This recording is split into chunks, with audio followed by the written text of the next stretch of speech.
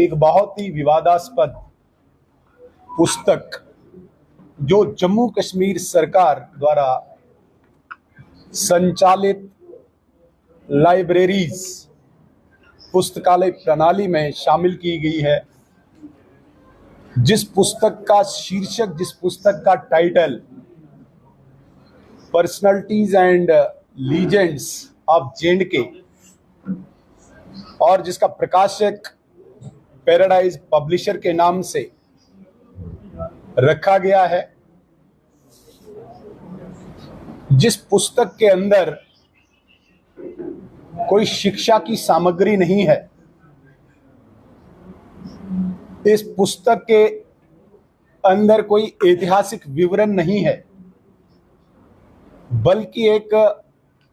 सुनियोजित ढंग से अलगाववादी तंत्र द्वारा आयोजित, एक जिहादी मानसिकता द्वारा आयोजित एक ऐसा जहर भरा गया है जिसमें दोषियों को, हत्यारों को, आतंकवादियों को, अलगाववादियों को, पत्थरबाजों को महिमा मंडित किया गया है, गौरवगान किया गया है, जिसमें पत्थरबाजी और देश के विरुद्ध युद्ध छेड़ने वालों को वैध ठहराया गया है। इसका भारतीय जनता पार्टी जम्मू कश्मीर सिर्फ खंडन और निंदा नहीं करती है, भारतीय जनता पार्टी इसको एक क्राइम के रूप में देखती है, जिसका गुनहगार जम्मू कश्मीर की सरकार, जम्मू कश्मीर का शिक्षा विभाग और विशेष रूप से शिक्षा मंत्री है।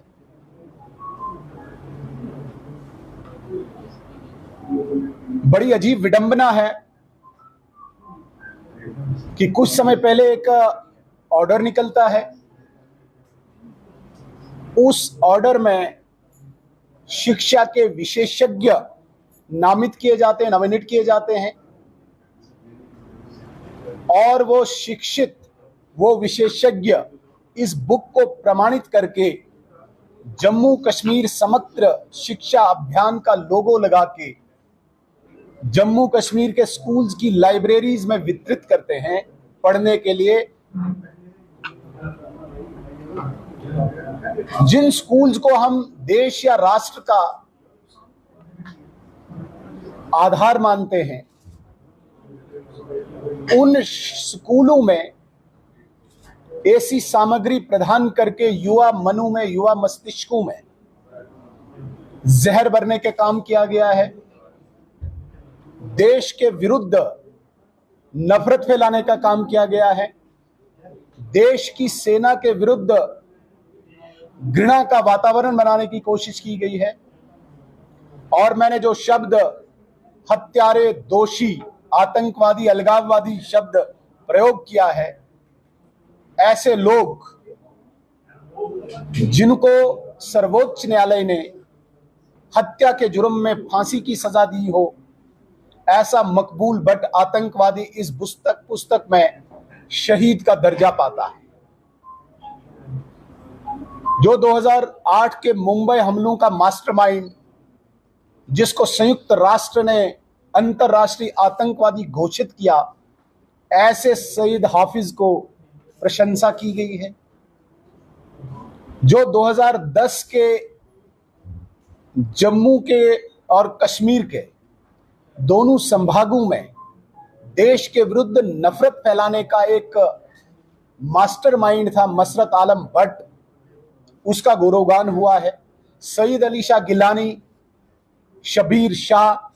मीरवाइस उमर, ऐसे लोगों का गौरवगान करके युवा मनु में इन लोगों को प्रेरणा स्रोत बना के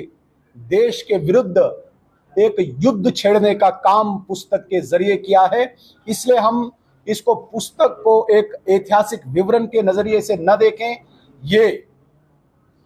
एक शैक्षणिक विध्वंस, जिसे हम एकेडमिक सबवर्जन कहते हैं, और मुझे कहने में बिल्कुल कोई परहेज नहीं होगा, ये एकेडमिक जिहाद छेड़ा गया है जम्मू कश्मीर में भारत के विरुद्ध। ये पाकिस्तान प्रायोजित उस आतंकवाद का, उस नैरेटिव का, उस डिस्कोर्स का एक भाग है जो पिछले 36 सालों से जम्मू कश्मीर में अनेक पृष्ठभूमि से काम कर रहा है। कभी यहां से एक्सोडस हुआ,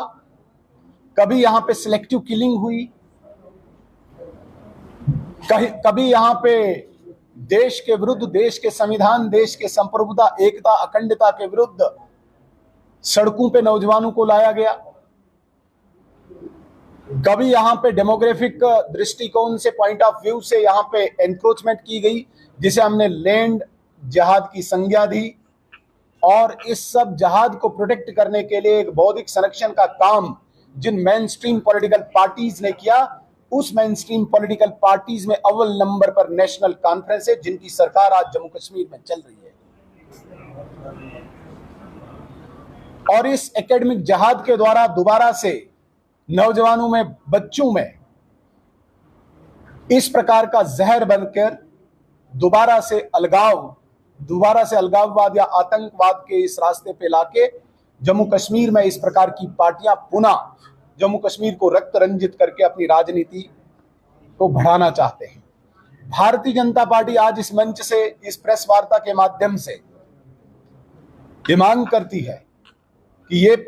पुस्तक जो है, ये बुक जो है, जिसका title legend, personalities and legends of J&K है, ये पुस्तक मैं आपके सामने रखना भी चाहूंगा।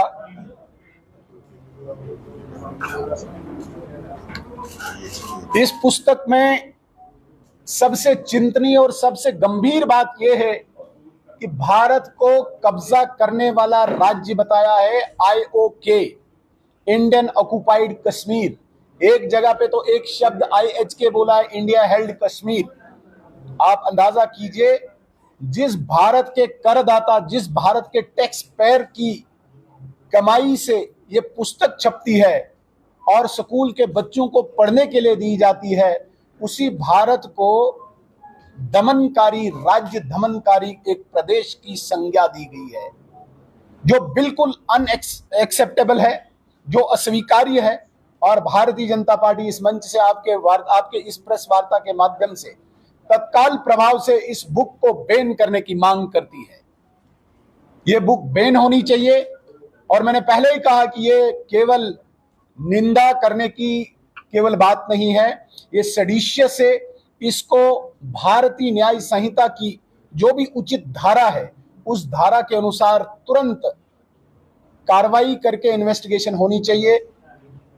हम अगर पीछे थोड़ा सा जाएं, जब उपराज्यपाल महोदय का शासन रहा, उस दौरान भी जम्मू कश्मीर में बहुत सारी ऐसी बुक्स थी जो जम्मू कश्मीर में भारत की संप्रभुता, संविधान, अखंडता और एकता के विरुद्ध विषय रखती थी। ऐसे बुक्स को भारतीय जनता पार्टी जम्मू कश्मीर ने इंगित करके, नामित करके, संवैधानिक संस्थाओं के साथ इनको उठाकर ऐसे 25 बुक्स को ऑलरेडी जम्मू कश्मीर में बैन किया गया है। इनको भी हम आपके सामने डिस्प्ले करना चाहेंगे। ये भारतीय जनता पार्टी जम्मू कश्मीर ने ऑलरेडी ऐसी 25 बुक्स को बैन करवाया है। इसलिए सेम इसी पैटर्न पर हम इस बुक को, personalities and legends of Jammu Kashmir की जो बुक्स आज पुस्तकालयों में वितरित की गई हैं, तत्काल प्रभाव से बैन होनी चाहिए। इसके लेखक, इसके प्रकाशक और विशेष रूप से हम शिक्षा विभाग, जो सरकार का एक प्रोमिनेंट, एक मेन, जो एक जिसे कहेंगे प्रमुख विभाग होता है, इस विभाग की सर्वोच्च पद पर बैठी मिनिस्टर को जांच के लिए हम आग्रह करते हैं, जांच एजेंसियों को। हम आज जम्मू कश्मीर की सरकार को और जम्मू कश्मीर की सरकार के मुखिया के सामने भी प्रश्न चिन्ह खड़ा करते हैं कि इस प्रकार की पुस्तकों को पुस्तकालय में या स्कूल्स में वितरित करते वो किस तरफ जम्मू कश्मीर के नौजवानों को लेना चाहते हैं। जहां जम्मू कश्मीर के नौजवान आज पढ़ लिख के हाथ में टैबलेट्स लेके भारत के लिए कुछ करना चाहते हैं, वहां पे जम्मू कश्मीर की सरकार और सरकार का मुखिया, शिक्षा विभाग और शिक्षा मंत्री इस प्रकार की, जिसे कहेंगे हम कि देश विरोधी पुस्तकें वितरित करके जम्मू कश्मीर में पुनः अलगाववादी और पाक प्रायोजित आतंकवाद के डिस्कोर्स को पुनः पुनर्स्थापित करना चाहती है, जिसका हम खंडन करते हैं। जांच की हम मांग करते हैं, और जांच केवल छोटे लेवल पे नहीं, ये सरकार के बड़े उच्चस्थ पदों पर बैठे हुए लोग, जिसमें मंत्री, चीफ मिनिस्टर तक की जांच होनी चाहिए, क्योंकि ये छोटा कोई इश्यू नहीं है, ये बहुत बड़ा है, जिसमें देश को ललकारा गया है। देश में दोबारा से एक युद्ध छेड़ने की एक बात कही गई है, ये बिल्कुल अस्वीकार्य है। मैं पुनः एक बार आप सबका धन्यवाद करते हुए तमाम ऐसी एजेंसी से मांग करता हूं, जो भी संवैधानिक एजेंसीज है, जांच एजेंसीज है, वो इसको बैन करके तुरंत तत्काल प्रभाव से इसकी जांच करके दोषियों को उनकी सजा मिले। ये मांग हम आज इस प्रेस वार्ता से करना चाहते हैं। एक और